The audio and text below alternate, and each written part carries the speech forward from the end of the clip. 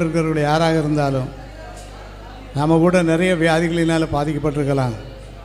யாராக இருந்தாலும் வேதம் சொல்கிறது, படுக்கை மேல் வியாதியாய் கிடக்கிற அவனை கர்த்தர் தாங்குவார், அவனுடைய வியாதியிலே அவன் படுக்கை முழுவதையும் மாற்றி போடுவார் என்று சொல்லியிருக்கு. அல்லேலூயா. ஆண்டவருடைய வசனம் இப்படி இருக்குது. ஆனால் நம்ம வீட்டை சிலர் எட்டி பார்க்கும்போது என்ன சொல்லுவாங்கன்னு சொன்னால், 5வது வசனம் யாராவது வாசிங்க. அவன் எப்போவும் சாவான். அவன் எப்போவும் சாவான். புதன்கிழமை சாவானா, வேலைக்கிழமை சாவான், எப்போ சாவான், இன்னும் சாவாமல் இருக்கானே அப்படின்னு சொல்லி இப்படி தான் உலக கண்கள்லாம் அப்படி தான் இருக்கும்.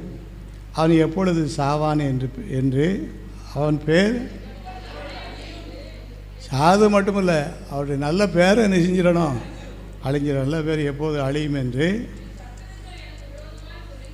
அவங்க டியூட்டியெல்லாம் இப்படி தான். அவன் பேர் எப்போ அழியும், எப்பொழுது சாவான் என்று.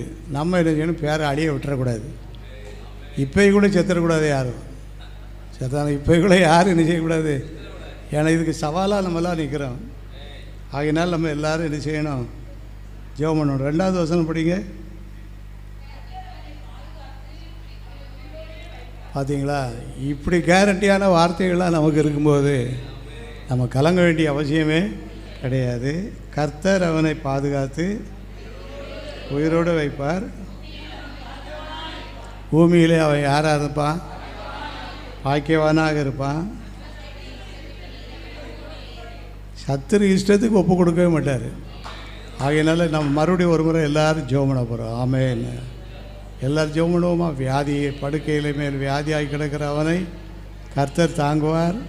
அப்படி வியாதியிலே அவன் படுக்கை முழுவதையும் அவன் எப்பொழுது சாவான் என்று அவன் பேர் எப்பொழுது அழியும் என்று சொல்லுறவங்க எண்ணங்கள்லாம் அடிபட்டு போயிடணும்.